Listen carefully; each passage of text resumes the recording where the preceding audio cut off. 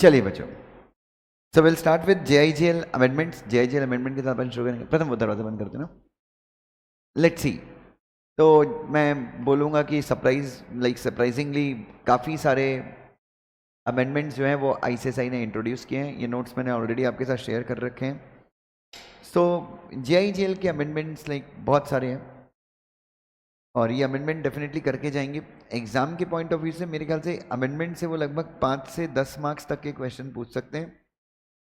हालांकि पहला अमेंडमेंट के बाद जो इमीडिएट एग्जाम होता है उसमें वो ऑप्शनल में पूछते हैं amendment, but why to take risk. जब हमने इतने अच्छे से पढ़ा है तो आखिरी मोमेंट पे रिस्क लेने का सवाल ही नहीं उठता, तो इसको हम बहुत अच्छे से कर लें तो मेरे हिसाब से बेटर होगा। कुछ नए केस लॉ इंट्रोड्यूस किए, जैसे एक केस है Satyendra Kumar until versus CBI। ये एक केस लॉ है जिसमें कोर्ट ने कहा the supreme court decided that the principle that bail is the rule and jail is the exception has been well recognized through repetitive judgments of this court. This again is on the touchstone of section 21 of Constitution of India. In this case, Supreme Court issued following direction with regard to grant of the bail. तो again इस bail अपन ने पढ़ा था, general bail, granting bail is a rule and denying bail is an exception. अपन ने इसके ऊपर ऑलरेडी CRPS में भी, मेरे CRPC में मेरे हिसाब से बहुत अच्छा हमने डिस्कशन किया है। तो सुप्रीम कोर्ट ने अगेन इस रूल को क्या किया बच्चों, इस रूल को बिल्कुल फॉलो किया है, इस रूल को अडॉप्ट किया है। और इस रूल के बारे में कोर्ट ने कहा, डायरेक्शन दिए, the government of India may consider making separate law relating to bails. मैंने बताया था इंडिया में, क्योंकि अपन क्या पढ़ते हैं, bailable offence, non bailable offence. अपने को लगता है कि नॉन बेलेबल ऑफेंस में कभी बेल हो ही नहीं सकती, बट टाइम टू टाइम जो सुप्रीम कोर्ट के गाइडलाइंस हैं, टाइम टाइम जो क्या है बच्चों, Chunnilal Mehta versus Century Mills का भी केस है, जहां पे सुप्रीम कोर्ट ने क्लियरली बोला है कि भाई pre trial release is not bad thing. आप बिल्कुल हमेशा बेल ग्रांट कर सकते हो। सुप्रीम कोर्ट ने सेम चीज यहां पे भी कही कि भाई बेल आप हमेशा दे सकते हो, नॉन बेलेबल ऑफेंस हो, कोई भी ऑफेंस हो, इससे कोई फर्क नहीं पड़ता। In case section 41 and 41A regarding arrest are not followed, accused will be entitled for bail. अगर आपने अरेस्ट करते टाइम क्या फॉलो नहीं किया, सेक्शन 41 और 41A के प्रोविजंस को at the time of making arrest अगर आपने क्या नहीं किया, फॉलो नहीं किया, तो अक्यूज को क्या मिल जाएगा, बेल। क्या है भाई 41A,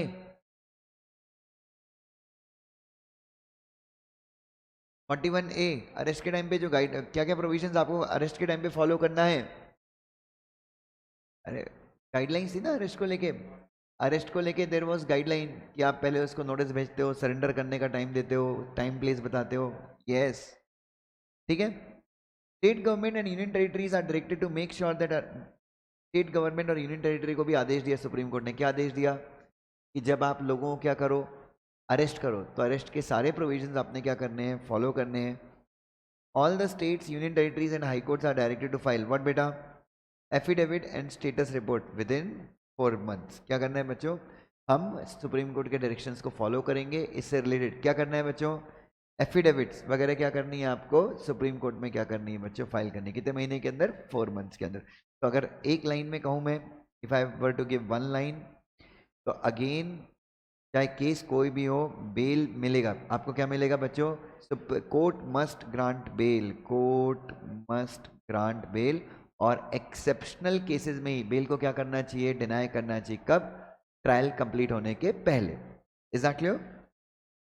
और अगेन बेल के ऊपर अगर लॉ बन जाए तो it would really be great thing, but bail के ऊपर पार्लियामेंटेरियंस कभी लॉ नहीं बनाएंगे। क्यों नहीं बनाएंगे, क्योंकि बेल के लॉ में लूप होल है ना बच्चों। बेल के लॉ में क्या है बच्चों, लूप होल है।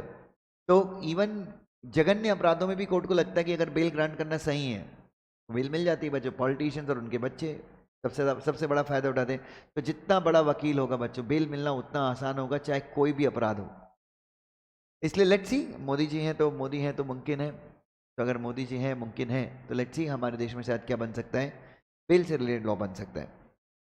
सेकंड केस है बच्चों CBI वर्सेस RR किशोर। इस केस में क्या कहा गया, once the law is declared as unconstitutional on the ground that it is against constitution, it becomes what beta, void ab initio retrospectively। retrospectively मतलब, yes, जिस date से वो बना है उसी डेट से क्या हो जाएगा बच्चों, वॉइड एब इनिशियो डिक्लेयर हो जाएगा। कब बच्चों, एक बार लॉ को क्या डिक्लेयर कर दिया, एक बार लॉ को डिक्लेयर कर दिया क्या बच्चों, अनकॉन्स्टिट्यूशनल। ये किसके आधार पे, लॉ या फिर लॉ के प्रोविजन को, वो जो इनकंसिस्टेंट प्रोविजन था, तो ये सेवरेबिलिटी के अंदर अमेंडमेंट है। तो कॉन्स्टिट्यूशन में बस बच्चों उन्होंने 2 केस ही क्या किए हैं बच्चों, ऐड किए हैं, दैट्स इट, कहानी खत्म। अगला हम देखेंगे कहां पे, इंटरप्रिटेशन में।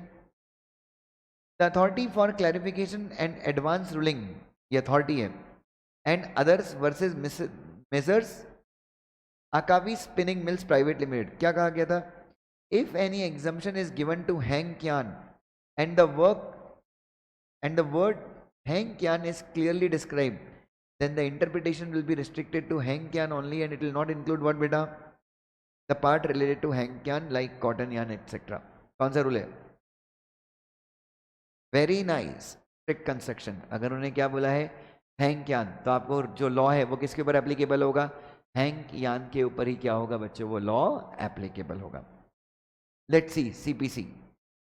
बहुत सारे बच्चे डर रहे थे कि जून में सीपीसी चेंज हो जाएगा। अरे बाबा कहाँ, इवन दिसंबर में भी 99% संभावना यही है कि सीपीसी सीआरपीसी एविडेंस जिसको बोल रहे हैं कि चेंज होंगे, सेम ही रहेंगे। ठीक है, गवर्नमेंट के नोटिफाई करने के बाद भी बच्चों सोचो कितना टाइम लगेगा इन चीज़ों को कोर्ट अडॉप्ट करें, जजेस को पढ़ना पड़ेगा वापस से, तो it will take hell of time.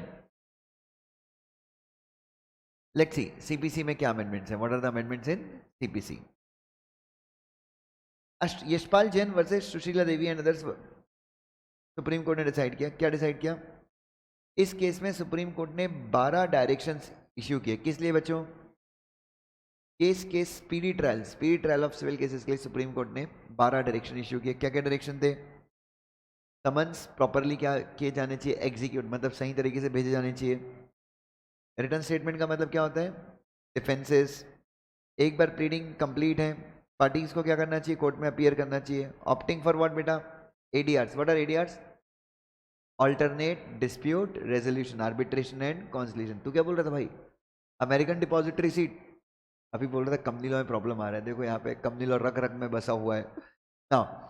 Trial must proceed on day to day basis, correct है क्या बच्चों, ओए अगर क्या होता है, अगर एडीआर क्या हो जाती है, फेल हो जाती है, तो ट्रायल कैसे होनी चाहिए बच्चों, डे टू डे बेसिस पे ट्रायल होनी चाहिए। उसके बाद provision of payment of cost of the case must be properly followed, case का खर्चा कौन बियर करेगा, ये सारे प्रोविजन। तो सुप्रीम कोर्ट ने 12 डायरेक्शन दिए, जिन डायरेक्शंस के थ्रू सुप्रीम कोर्ट ने आपको गाइडेंस दिया किस चीज़ के लिए, कि केसेस को क्या करो जल्दी निपटाओ। ठीक है, तो अपन ने कितने पढ़े, 1 2 3 4 5 6 और बाकी के डायरेक्शन भी इससे ही रिलेटेड हैं। ठीक है, let's see specific relief act में उन्होंने क्या किया है। अच्छा ये अमेंडमेंट नहीं है, ये सब क्या है, केस लॉस के एडिशंस किए हैं। स्पेसिफिक रिलीफ एक्ट में Munishamappa versus M Rama Reddy and others, क्या बोला था, agreement to sale is not conveyance as it does not. Conveyance का मतलब बताया, कन्वेंस क्या होता है, कोई भी इंस्ट्रूमेंट जो मूवेबल या इमूवेबल प्रॉपर्टी को क्या करे, ट्रांसफर करे। तो agreement to sale basically contradict, मतलब कई लोग बोलते हैं कि agreement to sale is also conveyance, but agreement to sale में you actually agree, that's a contract, but actually जब मतलब कन्वेंस से क्या होना चाहिए, प्रॉपर्टी एक्चुअली में ट्रांसफर होनी चाहिए। So if I agree, that is purely a contract, that is not a conveyance. But मैंने एक पेपर पे लिख दिया कि मैं अपनी प्रॉपर्टी शिवांश को बेच रहा हूं, ये कन्वेंस है, क्या है ये, हाँ सर ये कॉन्ट्रैक्ट भी है, बिल्कुल हर कन्वेंस क्या है, कॉन्ट्रैक्ट है, बट हर कन्वेंस भी कॉन्ट्रैक्ट है, पर हर नहीं लेट मी तो यहाँ पे मैं एक ही चीज याद रखिए, तो कन्वेंस, तो every conveyance is also a contract, हर कन्वेंस क्या कहीं ना कहीं कॉन्ट्रैक्ट है, हर कन्वेंस क्या है, कॉन्ट्रैक्ट है, पर हर कॉन्ट्रैक्ट कन्वेंस नहीं है। Every contract is conveyance, yes, मतलब जो कन्वेंस है वो भी क्या है, कॉन्ट्रैक्ट है। कन्वेंस जो है वो भी क्या है बच्चों, कॉन्ट्रैक्ट है। But agreement to sale is purely a contract but not conveyance. इसका मतलब हर कन्वेंस कॉन्ट्रैक्ट नहीं है। नहीं बच्चों, भगवान जाने के, छोड़ दो। तो याद रखना, कन्वेंस में you actually transfer, agreement to sale is purely a contract जहां पे आप सब क्या करते हैं, प्रॉमिस करते हैं। लिमिटेशन एक्ट में उन्होंने क्या बताया, अजय डबरा वर्सेस प्यारे Ram, non availability of sufficient funds for filing appeal is not a sufficient cause. मेरे पास पैसा नहीं है इसलिए मैं अपील नहीं किया है। लिमिटेशन पीरियड क्या हो गया, खत्म हो गया। तुम क्या मांग रहे हो, एक्सटेंशन, मिलेगा नहीं मिलेगा, नको। A Valliammai versus KP Murali and other decided by Supreme Court क्या बोलता है, in case no date of performance of the contract is fixed, period of limitation will begin from the date when notice of refusal of performance was received by the plaintiff। मतलब मैंने आपको बोला कि यार देख शिवांश, मैं तेरा सिलेबस खत्म करा दूंगा, तू मेरे को 10,000 रुपये दे दे। कब कराएंगे, हमने ऐसा कुछ अग्री नहीं किया था। तो लिमिटेशन पीरियड कब से चालू होगा, जिस दिन मैं शिवांश को बोलूंगा शिवांश तेरा कट गया है, तेरा 10,000 रुपये मैं खा लिया हूँ, ना तेरे को क्लास दूंगा ना तेरा पैसा, मैं जा रहा हूँ पुणे, टाटा बाय बाय। तो क्या होगा, लिमिटेशन पीरियड कब चालू होगा, जिस दिन मैंने उसको नोटिस भेजा कि भाई तेरा कट चुका है। ठीक है, नाउ अगला क्या है बच्चों, अगला क्या है, आर्बिट्रेशन चैप्टर है, आर्बिट्रेशन। जहां पर क्या है बच्चों, जहां पर आए हैं अमेंडमेंट्स। क्या है भाई आर्बिट्रेशन में, इसमें केस है कुछ तो, Cholamandalam investment and finance company versus Amrapali. It was decided by the court that unilateral appointment of arbitrator by the award holder is illegal and void. True और फॉल्स। दादा दादा, यूनिलैटरल का मतलब क्या होता है, एक तरफा, एक ही पार्टी ने अगर अपॉइंटमेंट किया आर्बिट्रेटर को, उसी आर्बिट्रेटर ने डिसाइड कर दिया, फैसला सुना दिया, वैलिड और वॉइड। सीधी बात है यार, दोनों पार्टीज म्यूचुअली डिसाइड करती हैं। It's a ground for challenging the arbitral award, ये सर नो, सेक्शन 34 के अंदर। Asian hotels versus Sheetal Das sons, under section 37 also court can modify what बेटा, under section 37 also court can modify the orders of arbitral tribunal. क्या था 37, section 37 क्या था, appealable order था शायद, चेक करना, सेक्शन 37 अपीलेबल ऑर्डर ही था।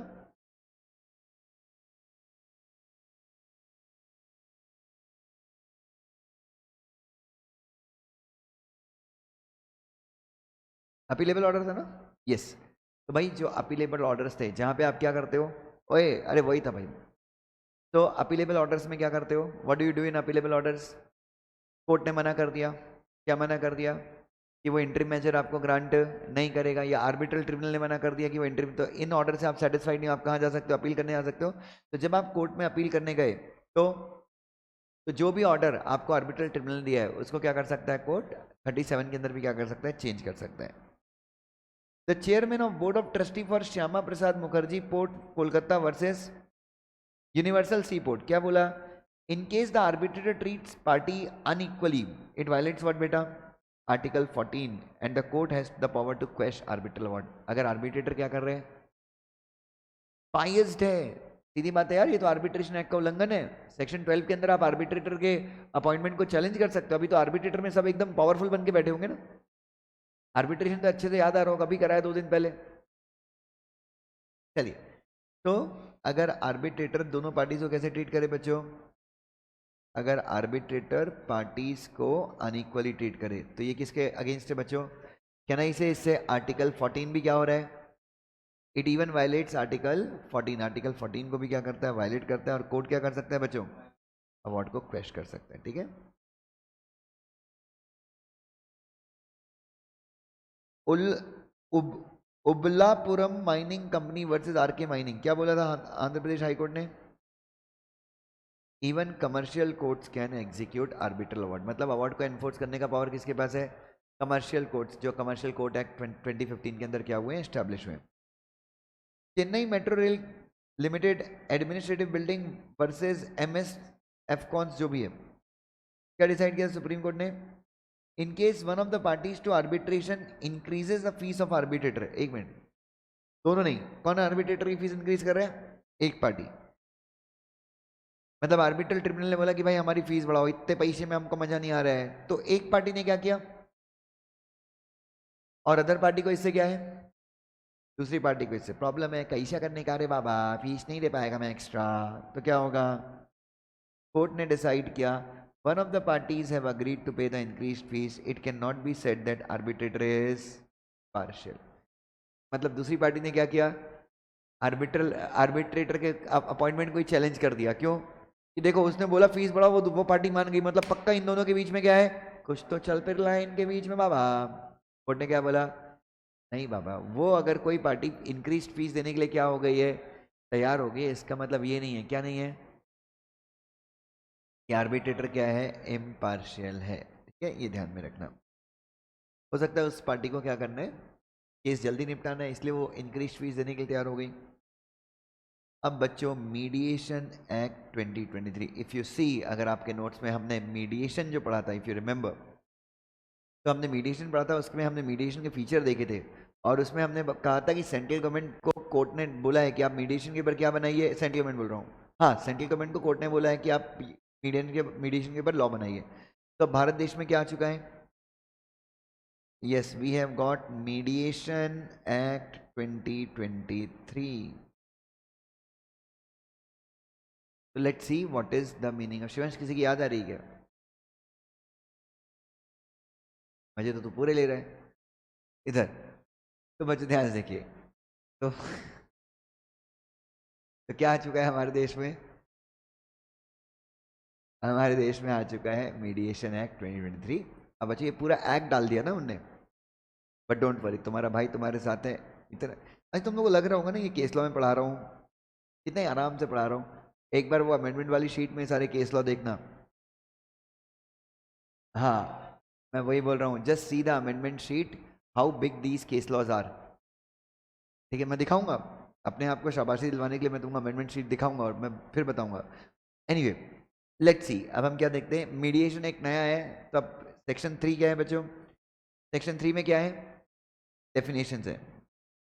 The important definition provided in section 3 are, let's see, commercial dispute का मतलब क्या होता है, वो डिस्प्यूट जिसको कहाँ पे डिफाइन किया गया है, कमर्शियल कोड एक्ट में। कम्युनिटी मीडिएटर का मतलब क्या होता है, चैप्टर 10 में क्या बताया गया है बच्चों, कम्युनिटी मीडिएशन के बारे में बताया गया। तो जो बंदा कम्युनिटी मीडिएशन करेगा उसको हम क्या बोलेंगे, कम्युनिटी मीडिएटर।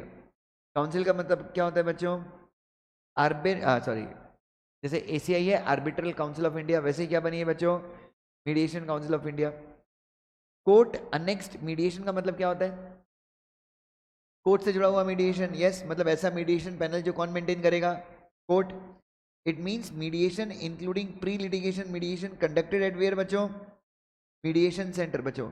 तो कोर्ट अनेक्स्ट मीडिएशन का मतलब होता है मीडिएशन ही है ये, इंक्लूडिंग व्हाट बेटा, मीडिएशन के पहले की जो प्रोसेस है वो जो कहाँ पे कंडक्ट किए जाते हैं, मीडिएशन सेंटर्स में कंडक्ट किए जाते हैं जो क्रिमिनल स्टेप। आप देखो बच्चों, like you know I am a teacher जिसने जो पिछले 15 साल से पढ़ा रहे, और बच्चों यकीन मानना मैं बोल रहा हूँ इंडिया अपने सबसे बेस्ट टाइम को विटनेस कर रहे हैं। इसके पहले बच्चों किसी सरकार ने मीडिएशन को, आर्बिट्रेशन को साला गड्ढे में डाल के रखा था। It is Modi the God of कलयुग, जिसने क्या किया, जिसने ये सारी चीजें निकाल के लाया बच्चों, he got all these thing. बताओ ना मुझे, बताओ कभी अपन ने सोचा था कोर्ट अनेक्स मीडिएशन आ गया, आर्बिट्रेशन एक्ट में they have got so many changes. मतलब चीजें मैं क्या बोल रहा हूँ, अच्छा लॉ में चेंज हो गया, मतलब ये चीजें तो फॉलो होंगी ना। अगर लॉ में लिखा है कि हर कोर्ट को अपने एक मीडिएशन सेंटर मेंटेन करना है, तो स्टेट गवर्नमेंट को झक मार के मीडिएशन सेंटर बनाने पड़ेंगे। तो अगेन बच्चों मैं आपको वही बोल रहा हूँ कि चीजें, मतलब इंडिया का फ्यूचर बहुत ज्यादा स्ट्रांग है। क्यों, क्योंकि जमीनी स्तर पे मतलब हर तरीके से काम हो रहा है कि भाई कोर्ट का बर्डन भी क्या हो, कम हो। अभिषेक सो जाएगा तो थोड़ी देर में, बस वो आ चुका था। चलिए आगे बढ़ जाए। इंस्टीट्यूशनल मीडिएशन क्या होता है बच्चों, it means mediation conducted at the agencies of या एट द प्रेमाइस ऑफ या at the area of whom बच्चों। मीडिएशन सर्विस प्रोवाइडर जो मीडिएशन को इनिशिएट करेगा उसको अपन क्या बोलेंगे, mediation, institutional mediation. International mediation का मतलब क्या है, मीडिएशन जो इस एक्ट के हिसाब से होगा and relates to commercial dispute arising out of what बेटा, अरे सेम जैसे इंटरनेशनल कमर्शियल आर्बिट्रेशन होता था वैसे ही एक पार्टी क्या होगी, सेम इंडिया के बाहर जो हैबिचुअली इंडिया के बाहर रहता है, बॉडी कॉर्पोरेट एलएलपी जो इंडिया के बाहर है, एओपी या फिर गवर्नमेंट ऑफ फॉरेन कंट्री। अब इन्होंने मीडिएशन को भी डिफाइन किया है, किसको डिफाइन किया है, mediation. What is mediation, it includes a process मतलब इसके अलावा भी कोई प्रोसेस हो सकती है। Whether referred to by expression mediation मतलब कोई भी प्रोसेस जिसको आप कैसे रेफर करें, जिसको आप बतौर मीडिएशन एक्सप्रेस करें। आप इसको प्री लिटिगेशन मीडिएशन बोलें, ऑनलाइन मीडिएशन बोलें, कम्युनिटी मीडिएशन बोलें, या फिर क्या बोलें, कॉन्सलिएशन और an expression of similar import. Similar import मतलब सिमिलर टाइप का कोई भी वर्ड बोलें, कोई फर्क नहीं पड़ता, वो क्या रहेगा, मीडिएशन। आप बीकॉम बोलो, बीबीए बोलो, पीएफटी बोलो, बैचलर ऑफ फाइनेंस बोलो, टट्टी वुड ऑलवेज बी अ टट्टी। Are you getting me? No, sir, I'm doing BBA. Sir, I'm doing BFT, Bachelor of Foreign Trade. कुछ भी बोलो, कोई फर्क नहीं पड़ता। वैसे ही आप क्या बोलो, मीडिएशन बोलो, प्री लिटिगेशन मीडिएशन बोलो, क्या बोलो आप, ऑनलाइन मीडिएशन बोलो, कुछ नहीं। कम्युनिटी मीडिएशन, सबका मतलब क्या है, एक ही है, जहां पर parties attempt to reach amicable settlement of their dispute with assistance of whom बच्चों, थर्ड पर्सन। जहां पे पार्टीज क्या करती हैं, अपने डिस्प्यूट को खत्म करने की कोशिश करती हैं, किसकी मदद से, third person who does not have authority to impose what बेटा, third person who does not have authority to impose settle. मां की आंख, जो बोल रहा हूं वही करो नहीं तो मारूंगा सालो। He does not have authority to impose a settlement. Mediation है, तुम्हारी बात कराएगा, सेटलमेंट कराएगा, तुमको बताएगा कि ऐसे ऐसे सेटल कर लो, तुमको जमता है तो ठीक है, नहीं तो पतली गली से बस पकड़ने के निकलने का रे बाबा। चलो, मीडिएटर कौन है, तो मीडिएशन इज व्हाट बेटा, इट्स अ प्रोसेस जहां पे एक थर्ड पार्टी क्या करवाता है, सेटलमेंट करवाता है, and settlement can not be, he does not have the authority to impose the settlement on you. Mediator कौन है, तो इंसान है रे बाबा, जो क्या करता है, इट मीन्स द पर्सन जिसको अपॉइंट किया गया है कैसे रे बाबा, एज अ मीडिएटर, ठीक है। या फिर कौन अपॉइंट करता है, मीडिएशन सर्विस प्रोवाइडर, जिसका काम क्या होगा, आने के बाद मीडिएशन करेगा, and includes a person registered as mediator with council. Council मतलब मीडिएशन काउंसिल ऑफ इंडिया। तो मीडिएटर कौन है, नंबर वन, जिसको पार्टीज ने अपॉइंट किया है, मीडिएटर, वो भी मीडिएटर है, हाँ। या फिर मीडिएशन सर्विस प्रोवाइडर ने अपॉइंट किया है, वो भी मीडिएटर है, या जिसको किसी ने अपॉइंट नहीं किया बट वो डायरेक्टली एमसीआई के साथ क्या हो गया, रजिस्टर हो गया। अच्छा, अगर आपने एक साथ मीडिएटर को अपॉइंट किया है तो हम जो भी रेफरेंस होगा वो किसको होगा, मीडिएटर्स को होगा। जैसे आर्बिट्रेशन में एक साथ आते तो आर्बिट्रल ट्रिब्यूनल हो जाते थे, वैसे मीडिएटर अगर एक साथ हैं तो अपन उनको मीडिएशन ट्रिब्यूनल नहीं बोलेंगे, क्या बोलेंगे, मीडिएटर्स बोलेंगे, ठीक है। मीडिएशन अग्रीमेंट का मतलब क्या होता है, फोर सबसेक्शन वन में कुछ नहीं बचे, ऐसा अग्रीमेंट जिसके थ्रू पार्टीज डिसाइड करती है कि अपने डिस्प्यूट को किसके थ्रू सेटल करेंगी, मीडिएशन से, ऐसा ही कुछ होगा। नेक्स्ट, यार आवाज स्लो आ रही है यार, साइली क्रिश आवाज स्लो आ रही है बेटा,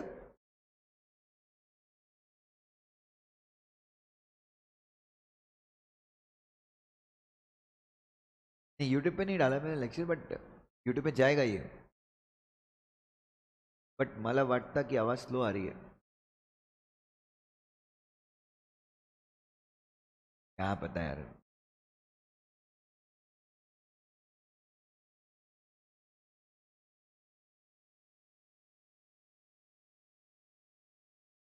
छोड़ो, hello hello hello, hello hello hello, चलो इधर देखो। मीडिएशन कम्युनिकेशन का मतलब क्या होता है, अरे what is mediation communication, it means communication made whether in electronic form और otherwise through anything said or done, any document, any information provided for the purpose or in relation to what beta, course of mediation, and includes mediation agreement and mediated settlement agreement. So what is mediation communication, mediation communication का मतलब होता है mediation के दौरान जो भी बातें अस्सी तुस्सी जो भी बातें होती हैं उसको अपन क्या बोलते हैं, मीडिएशन कम्युनिकेशन। तो बच्चों कोई भी चीज़ ये इलेक्ट्रॉनिक फॉर्म में हो या किसी और तरीके में हो, एनीथिंग सेड और done, any document, any information, plus also includes what बेटा, तो मीडिएशन प्रोसीडिंग के दौरान ये सारी चीज़ें सेटलमेंट अग्रीमेंट को भी इंक्लूड करेगा और मीडिएशन अग्रीमेंट को भी इंक्लूड करेगा। मीडिएशन इंस्टीट्यूट का मतलब क्या होता है, बॉडी और ऑर्गेनाइजेशन दैट प्रोवाइड्स व्हाट बेटा, continuous education and certification of what बेटा, mediators and carries out other function. तो मीडिएशन इंस्टीट्यूट बनाएंगे जिसका काम क्या होगा, ट्रेनिंग प्रोवाइड करना, एजुकेशन प्रोवाइड करना, कोर्सेज लॉन्च करना, किसके बारे में, मीडिएशन के बारे में।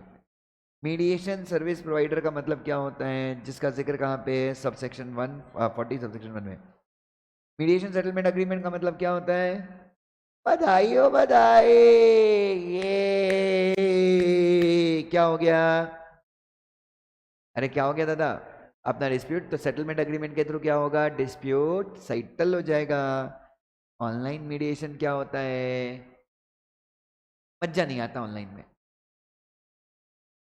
फेस टू फेस, मतलब ठीक है, लेकिन आप कर सकते हो, मन है, इच्छा बना लिया है, संजोग है, इरादे बुलंद कर लिए हैं, हौसला होगा बुलंद, तो क्या तो बच्चों ऑनलाइन मीडिएशन का जिक्र कहाँ पे है, सेक्शन 30 में। प्री लिटिगेशन मीडिएशन का मतलब क्या होता है, हाँ जी, मैं जा रहा हूं तुम्हारे खिलाफ कोर्ट, अभिषेक बोलेगा रुको रुको रुको रुको रुको सर, मेरे खिलाफ कोर्ट जाने के पहले क्या कर लो, लेट्स ट्राई अ मीडिएशन, एक बार ट्राई करके देखते हैं। तो it is the process of undertaking mediation, क्या है बच्चों, मीडिएशन करने की एक प्रक्रिया है जिसका जिक्र कहां पे है, section 5, for settlement of dispute prior to filing of the suit और commercial nature, is that clear. तो डिस्प्यूट ये सिविल केस में ही होता है, ये ध्यान में रखना, सिविल और कॉन्ट्रेक्चुअल जो कमर्शियल कोर्ट के अंदर आते हैं, इज दैट क्लियर।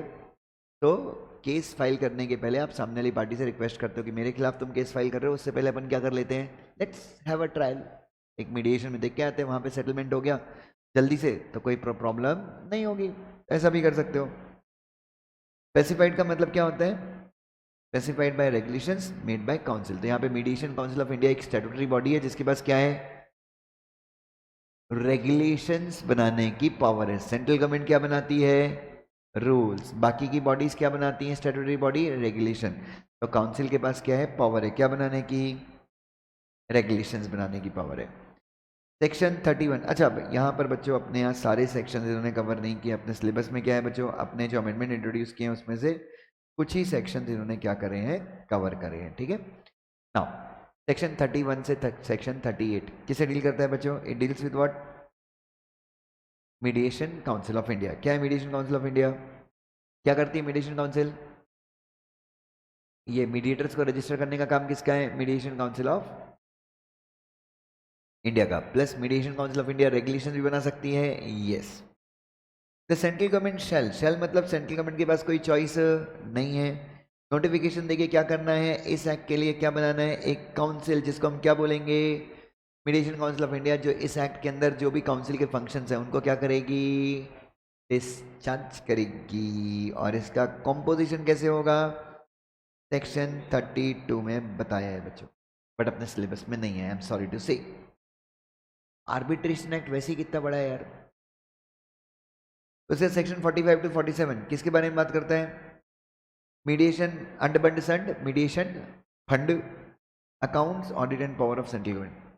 सेक्शन 45 बोलता है creation of mediation fund and prescribe the amount that may be credited, ठीक है। तो सेंट्रल गवर्नमेंट क्या करेगी बच्चों, इंडिया में मीडिएशन को प्रमोट करने के लिए क्या बनाएगी, एक फंड बनाएगी, अब फंड बनाएगी तो ये खर्च भी करेंगे। अभिषेक अंड बंड संड दे दूंगा, दंड ये सुनो खत्म हो जाएगा, घमंड ये सुनो। नाउ द अकाउंट्स, अब बच्चों आपने इनको पैसे दे दिए, ये पैसे खर्च भी करेंगे, पैसे खर्च करेंगे तो इनको क्या बनाना है, ऑडिट। और भाई जब पैसे खर्च करेंगे अकाउंट बनाएंगे, ऑडिट होंगे, तो ऑडिट कौन करेगा, नजर रखने वाला कुत्ता कौन, सेंट्रल गवर्नमेंट का कौन है नजर रखने वाला कुत्ता, CAG वॉच डॉग, ये सोनो बच्चों।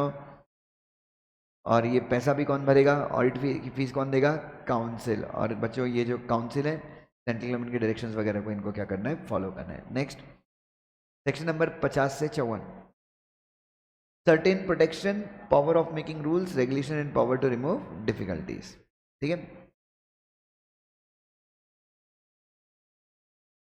सेक्शन 50 क्या बोलते हैं बच्चों, ध्यान देखो, member, officer, employee, mediator, mediation institute, ये सब लोग अगर कोई भी काम करते हैं गुड फेथ में। मीडिएटर मीडिएटर एक दिन मीडिएशन कर रहा था, शिवांश विमल खा के आ गया और मीडिएटर को बोलता है जुबा केसरिया, और कुछ तो बोल रहा था। शिवांश के मुंह से गुड छोटा सा तंबाकू का एक टुकड़ा निकला और मीडिएटर की नाक में जाके बैठ गया। मीडिएटर ने बोला साले निकल यहां से, साले विमल खा के आ रहा है, अक्षय कुमार समझता है अपने आप को। शिवांश बुरा मान गया, बोलता मैं डिफेमेशन का आरोप लगा के लिए आपके खिलाफ केस करूंगा, आपने डिफेम किया मेरे को। नहीं, अगर वो गुड फेथ में for the purpose of discharging इस फंक्शन कोई भी एक्शन ले, member, officer, employee of the council या मीडिएटर, तो क्या नहीं होगा बच्चों? अरे क्या नहीं होगा? उसके खिलाफ कोई भी केस फाइल, कोई भी सूट आप उसके खिलाफ फाइल नहीं कर सकते। रूल किसको दिया है? Central government. रेगुलेशन कौन बना सकता है? Council. In case of any difficulty, अच्छा इस एक्ट अब से पहला लॉ है, पहला लॉ है, तो इसमें गलतियां होनी लाजमी है। यस और नो बच्चों? कोई भी लॉ सेंट्रल गवर्नमेंट बनाती है उसमें हमेशा क्या होती है? गलतियां होती हैं। तो सेंट्रल गवर्नमेंट, ये लॉ सेंट्रल गवर्नमेंट को पावर दे रहा है क्या? इस लॉ में कहीं पे भी गलतियां हैं तो सेंट्रल गवर्नमेंट क्या करती है? नोटिफिकेशन निकाल के उन गलतियों को क्या कर सकती है? ठीक कर सकती है। 56 and 57, effect of this law on pending proceeding and transitory provision. Transitory provision मतलब transitions, yes. This act does not apply to or in relation to mediation or conciliation commenced before the coming into force of this act। मतलब इस act के पहले जो भी mediation council चल रहे थे, काउंसिलेशन के कार्यक्रम चल रहे थे, उन कार्यक्रमों को ये एक्ट बिल्कुल भी नुकसान पहुंचाती नहीं है। The rules in force governing the conduct of court annex mediation shall continue. मतलब जो कोर्ट अनेक्स मीडिएशन ऑलरेडी चल रहा था और जिन रूल्स के हिसाब से चल रहा था वो वैसा ही चलता रहेगा। However, the rules shall continue to apply in all court annex mediation pending as on the date of coming। हाँ, और क्या बोल रहे हैं बच्चों? जिस डेट तक क्या नहीं आते नए रेगुलेशंस, ओए जब तक मीडिएशन एक्ट के अंदर नए रेगुलेशंस नहीं बनते तब तक पुराने रूल्स के हिसाब से फैसला आ सकता है। Is that clear? उसके बाद बच्चों आपको पता है आईटी एक्ट में भी अमेंडमेंट है। ये सारे अमेंडमेंट मैंने आपको ऑलरेडी रेगुलर क्लास में करा दिए हैं, बट मैं फिर से एक बार कराऊंगा, देखो ध्यान से। दीदी, आईटी एक्ट,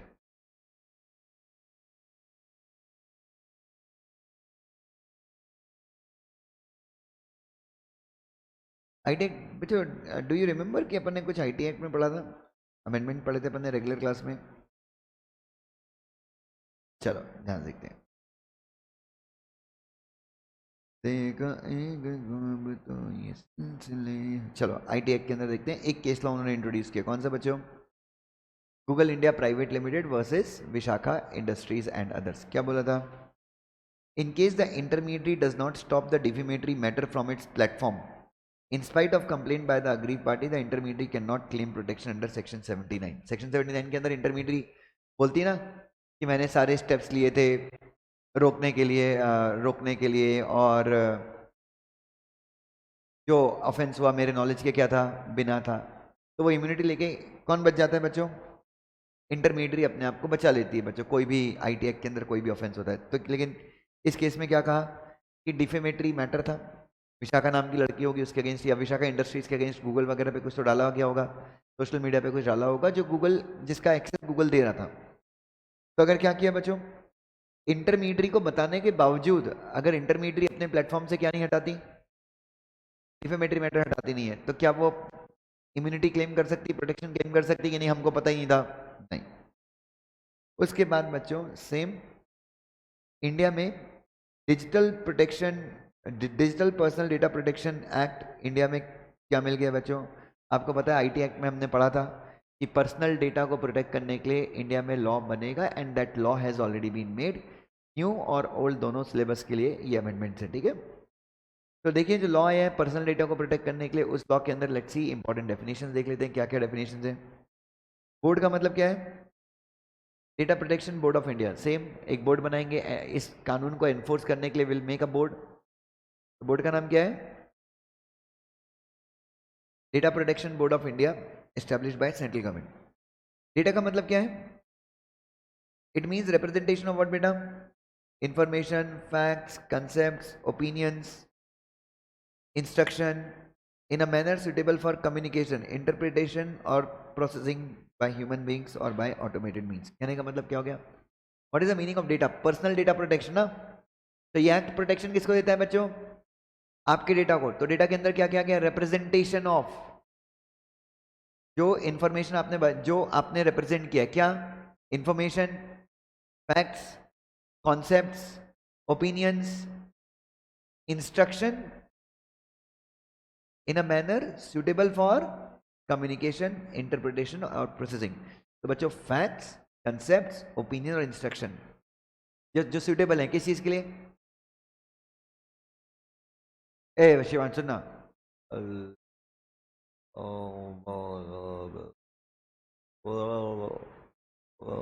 क्या है ये? डेटा है क्या? क्यों? It is not suitable for communication. So fact, concept, opinion, instruction जो क्या है? जो क्या है? जो क्या हो सकते हैं? कम्युनिकेट हो सकते हैं, इंटरप्रेट हो सकते हैं. इंटरप्रेट कैसे करोगे? या फिर इसको क्या कर सकते हैं हम? प्रोसेस कर सकते हैं, यूज कर सकते हैं. ठीक है, तो इन सारी चीज, तो ऐसा इंफॉर्मेशन, फैक्ट जो क्या हो सकता है? कम्युनिकेट हो सकता है, इंटरप्रेट हो सकता है, उसको प्रोटेक्ट करेगा ये लॉ. डेटा प्रिंसिपल का मतलब क्या है? आपके मोबाइल में जो डेटा है उस डेटा का प्रिंसिपल कौन है? मालिक कौन है? आप ही. It means the individual to whom personal data relates and where such individual is what बेटा? डेटा प्रिंसिपल का मतलब वो बंदा जिससे संबंधित वो क्या है? डेटा है. इन केस देखो, बच्चों तक के डेटा को प्रोटेक्ट किया जाएगा. तो बच्चों के केस में बच्चों के केस में अगर इंडिविजुअल क्या है? पेरेंट या फिर गार्डियन. अ पर्सन विथ अगर कोई लीगल डिसेबिलिटी है तो lawful guardian acting on her behalf. मतलब तो डेटा प्रिंसिपल की जिम्मेदारी होती है कि वो डेटा को क्या करे? प्रोटेक्ट करे. और डेटा प्रिंसिपल से कोई डेटा चोरी नहीं कर सकता. अरे हाँ, है ना? तो इवन डेटा अगर डेटा जब किसके पास है? डेटा प्रिंसिपल के पास है, तो उसको प्रोटेक्ट करना है. यस. डेटा प्रोसेसर का मतलब क्या होता है? It means the person who processes personal data on behalf of whom. बच्चों, डेटा फिड्यूशियरी. डेटा फिड्यूशियरी कौन है? अरे जिसके साथ तुम अपना डेटा शेयर करते हो ट्रस्ट के ऊपर, वो कौन है? डेटा फिड्यूशियरी जिन जिन लोगों के साथ जिन जिन लोगों से सर्विसेज लेती है वो कौन है? थर्ड पार्टी जो डेटा फिड्यूशियरी के साथ कनेक्टेड है वो कौन है? Data processor. समझ में आया क्या? इंस्टाग्राम क्या है? डेटा फिड्यूशियरी है. इंस्टाग्राम का पूरा सॉफ्टवेयर कौन मैनेज कर रहा है? Tata consultancy service. तो टाटा कंसल्टेंसी सर्विस क्या बन सकती है? Data processor. पर्सनल डेटा का मतलब क्या है? It means any data about an individual who is identifiable or in relation to such data. एक minute. Personal data means any data about the individual who is identifiable by or in relation to such data. कहने का मतलब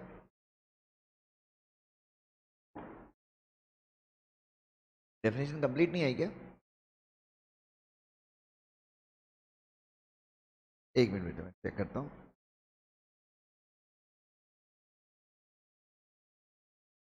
check करो भाई.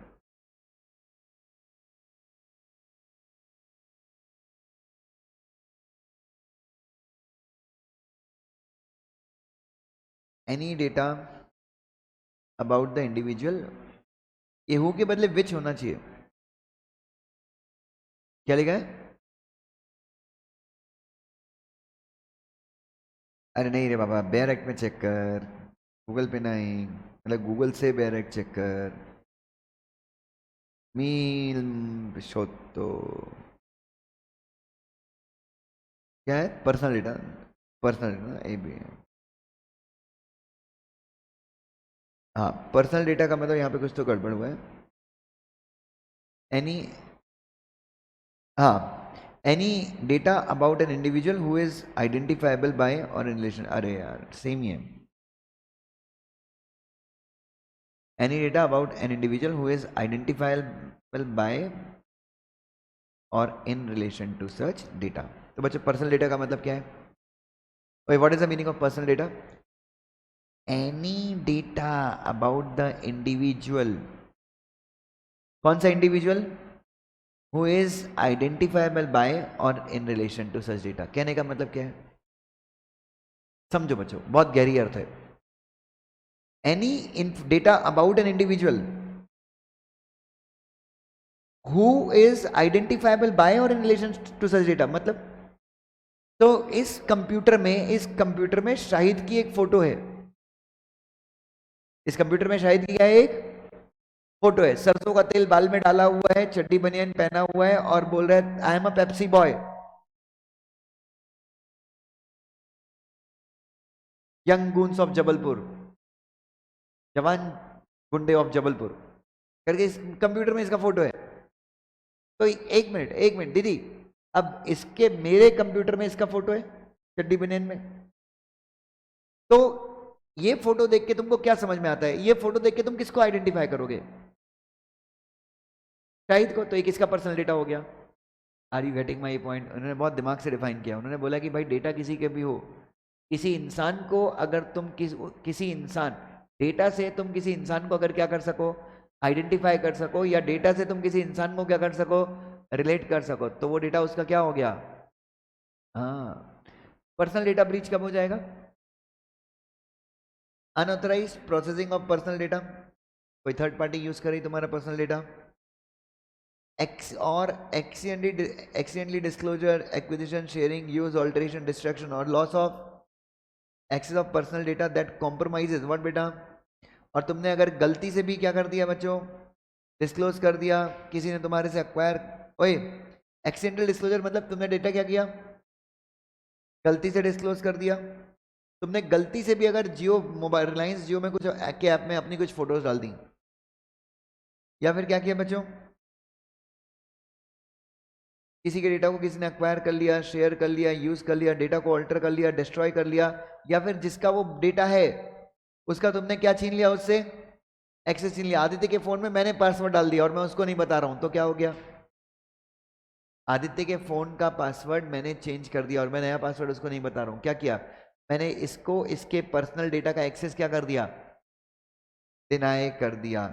ठीक है, तो ऊपर लिखी हुई हरकतों के चलते अगर क्या हो जाए, अरे ऊपर लिखी हुई हरकतों के चलते क्या हो जाए, कॉन्फिडेंशियलिटी, इंटेग्रिटी या अवेलेबिलिटी ऑफ पर्सनल डेटा क्या हो जाए? मैंने जियो एक्सीडेंटली भी अगर आपने इन्फॉर्मेशन किसी के साथ शेयर कर दी, इसके चलते क्या हो जाए, इससे तुम्हारी डेटा क्या हो जाए, कॉम्प्रोमाइज हो जाए, मतलब डेटा की क्वालिटी खराब हो जाए, या तुम्हारी प्राइवेसी अगर क्या हो जाए, कॉम्प्रोमाइज हो जाए, डेटा की इंटेग्रिटी खराब हो जाए। इंटेग्रिटी मतलब डेटा की क्वालिटी, उसकी विश्वसनीयता। तो ये सारी चीजें क्या है बच्चों? अरे क्या है ये? Breach of personal data. ठीक है। अनऑथोराइज्ड प्रोसेसिंग, प्रोसेसिंग का मतलब क्या होता है? ओए, ब्रीच कब होता है? जब कोई क्या करता है, अनऑथोराइज्ड तुम्हारे डेटा को क्या करता है, प्रोसेस करता है पर्सनल डेटा को। तो पर्सनल डेटा ब्रीच का मतलब तो आइडियली देखा जाए तो unauthorised processing of personal data, या फिर ये सारी चीज़ हो गई कि तुमने डिस्क्लोज किया, किसी ने तुमसे एक्वायर कर लिया, और ये सारी चीज़ों से के चलते कॉन्फिडेंशियलिटी, इंटेग्रिटी और अवेलेबिलिटी क्या होती है, कॉम्प्रोमाइज होती है। प्रोसेसिंग का मतलब क्या होता है? पर्सनल डेटा के प्रोसेसिंग, अनऑथराइज प्रोसेसिंग। तो ठीक है, अनऑथराइज प्रोसेसिंग मतलब ये सारी चीजें तो कोई तुम्हारी परमिशन के बिना कर रहा है। तो व्हाट इज प्रोसेसिंग? अगर एक वर्ड में बोलूं तो प्रोसेसिंग का मतलब होता है डेटा का यूज करना। बट यहाँ पे क्या बताया, होली और partly, sorry, it means Holi और पार्टली ऑटोमेटेड ऑपरेशन और set of operation performed on what बेटा, पूरी तरीके से होली ऑपरेशन, या फिर होल और या होली या फिर पार्टली परफॉर्मिंग व्हाट बेटा, सेट ऑफ ऑपरेशन किसके ऊपर, and includes operations such as what beta, collection, recording, organization, structure, storage, adaptation, retrieval, use, alignment और combination, indexing, shared, ये सब बच्चों क्या है बच्चों, इरेजर और डिस्ट्रक्शन। तो अगर मेरे डेटा को कोई क्या कर रहा है बच्चों, मैंने इंस्टाग्राम पे कोई फोटो डाला, मेरे इंस्टाग्राम पे मैंने एक रील डाली, कोई मेरी रील का क्या ले रहा है, कोई मेरी रील का क्या ले रहा है, स्क्रीनशॉट ले रहा है और उसको अपने उस पर शेयर कर रहे हैं, वो भी क्या है, ब्रीच ऑफ पर्सनल डेटा। मैं कहीं पे घूमने गया, मेरे को एक कंपनी सेक्रेटरी का बहुत बड़ा बंगलो दिखा, मैंने उसका वीडियो बनाया और मैंने अपने इंस्टाग्राम पे रील बना के डाल दी, क्या ये, breach of personal data, use किया ना मैंने। ठीक है, क्या वो रील दिखा रहा है क्या? किसकी?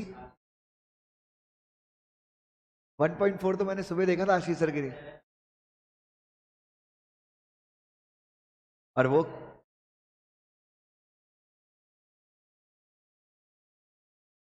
अभी आशीष सर का चैनल अगर मान लो एक भी रील आपकी इंस्टाग्राम का जो है, अगर आशीष सर ने थोड़ा सा काम इंस्टाग्राम पे किया ना अभी, तो उनकी हर तीसरी रील वायरल हो सकती है।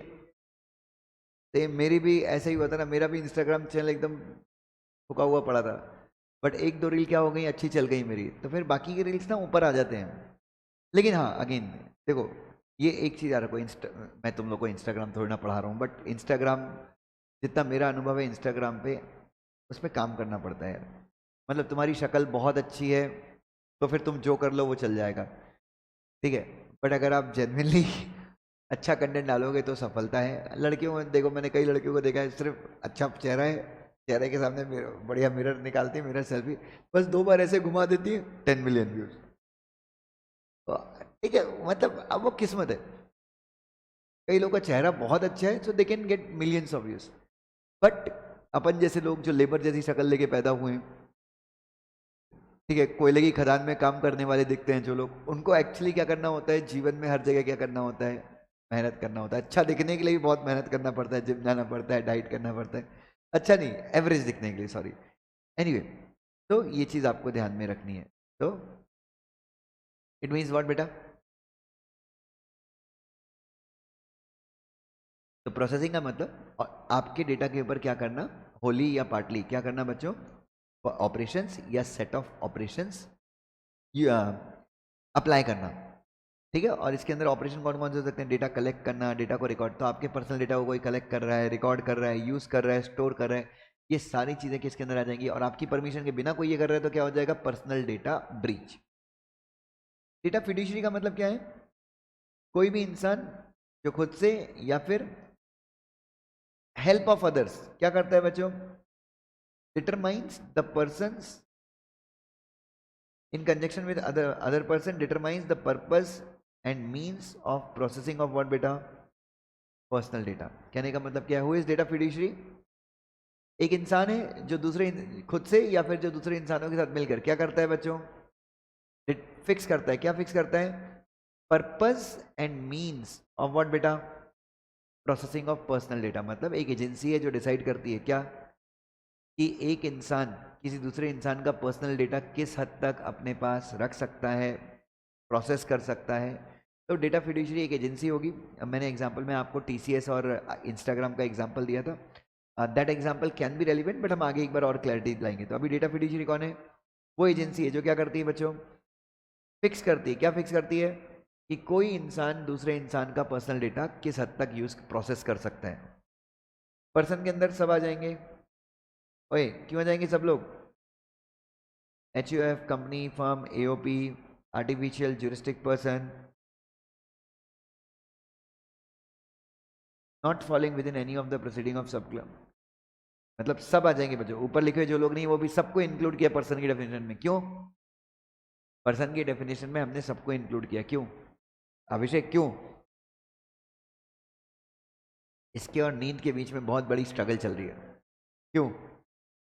अरे सीधी बात है, मैं ये बोलूं no person shall breach personal data, इसका मतलब क्या है, ये सारे लोगों के ऊपर एप्लीकेबल हो गया ना, ठीक है। उसके बाद according to section 3 subject to the provision of this act it shall, section 3 क्या बोलते हैं, एक मिनट सॉरी, पेपर लिखा है application of the act. Application of act मतलब ये एक्ट कहाँ कहाँ पर अप्लाई होगा, कौन कौन किस किस डेटा के ऊपर अप्लाई होगा। It shall apply to the proceeding of digital personal data within territory of India where personal data is, अगर कोई भी आपसे पर्सनल डेटा कलेक्ट करता है in the territory of India, कैसे, digital form, non digital form and digitised subsequently. कहने का मतलब आईसीएसआई आपके पेपर, आईसीएसआई आपका पेपर लेती है, आप लिखते हो, उसके आईसीएसआई सारे पेपर को क्या करती है, स्कैन करती है। तो आईसीएसआई के ऊपर भी क्या होगा, ये लॉ एप्लीकेबल होगा। किसी इंसान का पेपर आप दूसरे इंसान के साथ शेयर, आई याद है, तो ये लॉ अभी आया है। आईसीएसआई ने पहले बोला था, क्या बोला था, कि जो आंसर शीट आईसीएसआई आपके साथ शेयर करती है वो आप किसी और के साथ शेयर नहीं कर सकते, it's a breach of RTI act. अब मुझे तो पता नहीं था आरटीआई का कौन सा प्रोविजन, आईसी से ही बात करिए, बट यहाँ पे ब्रीच हो सकता है। बट लेकिन अगर आप खुद शेयर करना चाहो तो प्रॉब्लम क्या है? ठीक है, तो आपकी जो आंसर शीट है उनको क्या होती है, वो पेपर फॉर्म में होती है, उसको बाद में क्या किया जाता है, डिजिटाइज किया जाता है, तो उसके ऊपर भी एक्ट एप्लीकेबल होगा। यस।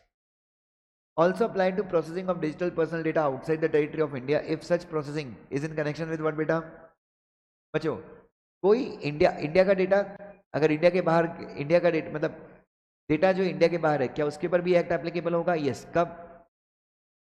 अगर इंडिया का डेटा कहाँ जाए, या इंडिया के बाहर कोई डेटा है बट उस डेटा का रिलेशन किससे है, इंडियन इंसान से है, या फिर इंडियन गुड्स से है, या फिर इंडियन सर्विसेज से है। तो ये चीज़ आपको ध्यान में रखना है।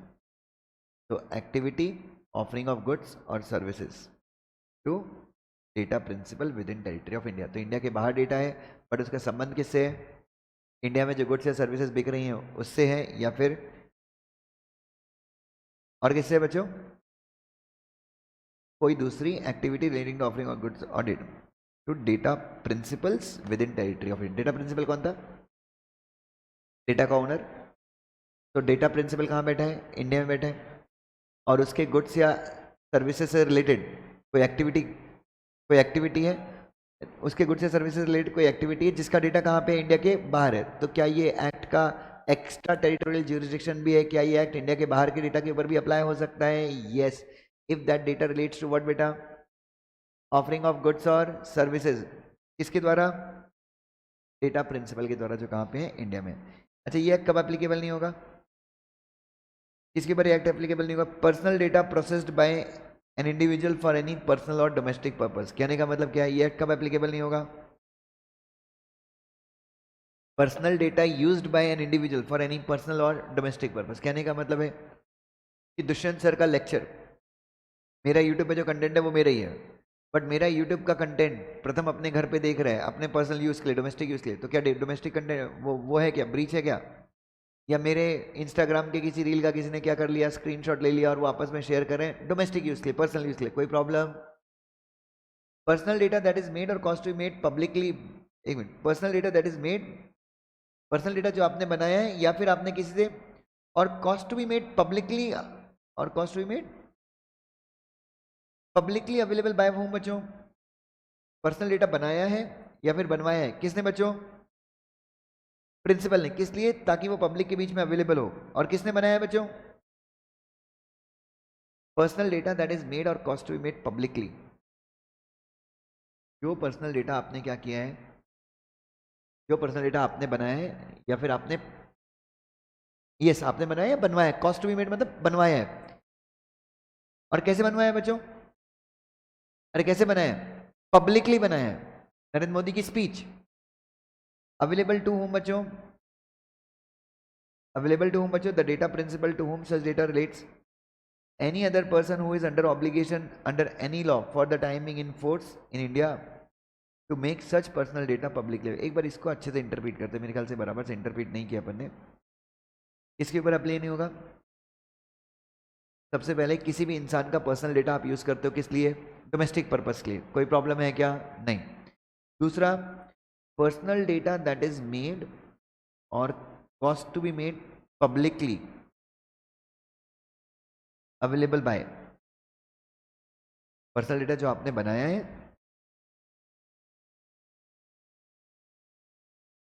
या फिर बनवा के लिया है और उसको अवेलेबल कौन करवा रहा है? हाँ, हो गया। पर्सनल डेटा जो मैंने बनाया है या फिर मैंने बनवा के लिया है, ठीक है।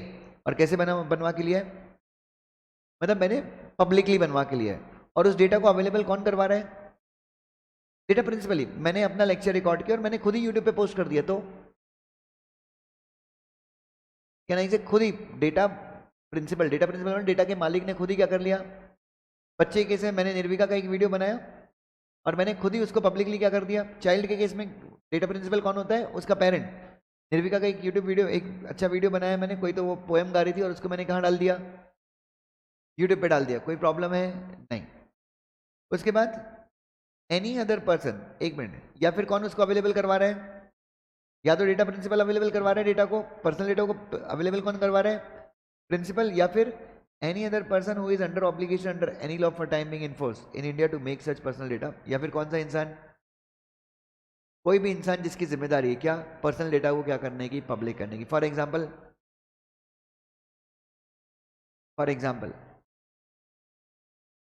एक कंपनी ने अपनी बैलेंस शीट फाइल की आरओसी के साथ, या एक कंपनी ने अपनी प्रॉपर्टी के ऊपर चार्ज क्रिएट किया, आपको पता है। अब कंपनी का वो पर्सनल इन्फॉर्मेशन हो सकता है कि भाई हमने चार्ज क्रिएट किया, हमने लोन लिया है। कंपनी लॉ के कौन सा सेक्शन है, रजिस्ट्रार को भी क्या मेंटेन करना पड़ता है, अपनी वेबसाइट में रजिस्टर ऑफ चार्ज मेंटेन करना। सेक्शन कौन सा है, 80 है क्या। रजिस्ट्रार को भी अपनी वेबसाइट पे एक रजिस्टर ऑफ चार्ज मेंटेन करना होता है। एग्जाम्पल, एक इंडिविजुअल है, वो अपने व्यूज़ को पब्लिकली अवेलेबल करवा रहे हैं, ठीक है, और ये सेंट्रल गवर्नमेंट ऑफिशियल गैजेट में जब ये नोटिफाई होगा तभी आएगा, और अभी तक नोटिफाई, जब तक ये अमेंडमेंट आए तब तक ये नोटिफाई नहीं हुआ है। तो ये अपने JIGL के सारे अमेंडमेंट हैं। अब जो मैंने आपको अमेंडमेंट नोट दिए, मैं उनका एक बार आपको दिखा देता हूँ।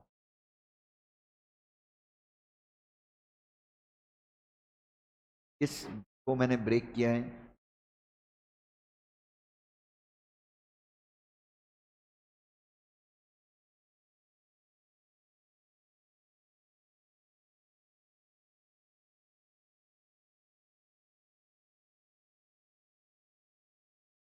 सप्लीमेंट ना,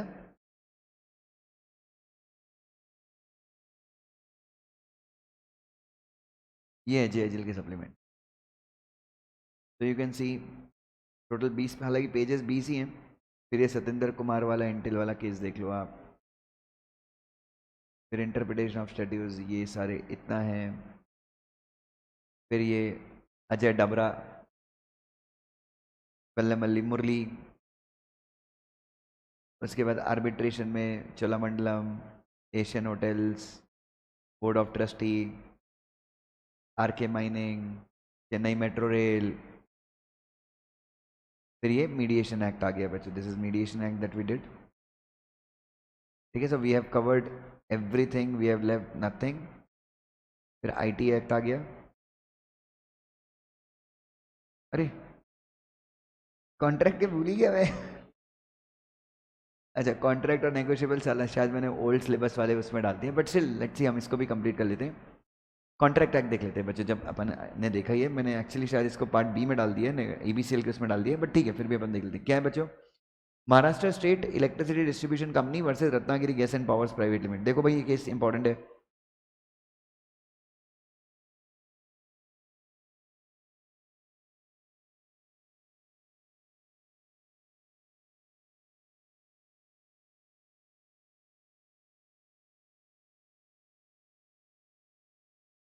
और नेगोशिएबल इंस्ट्रूमेंट एक्ट में भी एक केस ला, चलो लिखो बच्चों, प्लीज राइट दिस केस लो। चलो एक बार देख लो, Maharashtra state electricity distribution company versus Ratna gas power and private limited जो भी है। In this case, in order to resolve issue of non-payment of fixed charges, the first respondent, ये ऐसी लैंग्वेज लिखते ना बच्चों की साधारण आदमी को क्या नहीं आएगा, समझ में ही नहीं आएगा। चलो इसका मैं एक बार लिखवा देता हूँ इसको। यस, शायद मैंने कहीं ये लिख के रखा है, लेट मी चेक, एक मिनट बच्चों, लेट मी चेक। इसको अपन यहाँ पे ऐड कर देंगे, एक मिनट, जस्ट अ मिनट। शायद इधर देखो,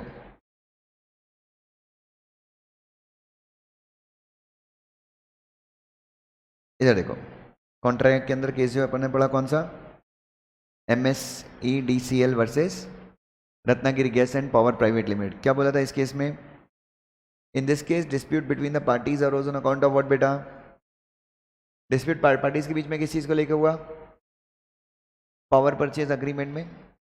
मामला सुप्रीम कोर्ट पहुंचा, सुप्रीम कोर्ट ने क्या कहा कि आप बिजनेस से रिलेटेड कॉन्ट्रैक्ट को इस मैनर में इंटरप्रेट नहीं कर सकते कि वो किसके अगेंस्ट चला जाए, पार्टीज की जो रियल इंटेंशंस हैं उनके अगेंस्ट आपका अग्रीमेंट चला जाए, इस प्रकार से आप क्या नहीं कर सकते, इंटरप्रेट। मतलब कुछ मैटर्स हैं जिनके बारे में कॉन्ट्रैक्ट में कुछ भी लिखा हुआ, तो उन मैटर्स को आप कैसे इंटरप्रेट करोगे, पार्टीज की इंटेंशन के साथ। ठीक है, तो पार्टीज की इंटेंशन के अगेंस्ट आपको जाना नहीं है, ये आप ध्यान में रखिएगा। दूसरा है Shambhu Bhandari versus state of industrial Madhya Pradesh state industrial development corporation. क्या कहा था इस केस में? इस केस में बच्चों, मैं इस केस में एक इंसान को 138 के अंदर सजा हुई। 138 मतलब चेक बाउंस का केस था। तो नीचे वाले कोर्ट ने बोला कि भाई तुमको पैसा देना पड़ेगा, डबल अमाउंट देना पड़ेगा।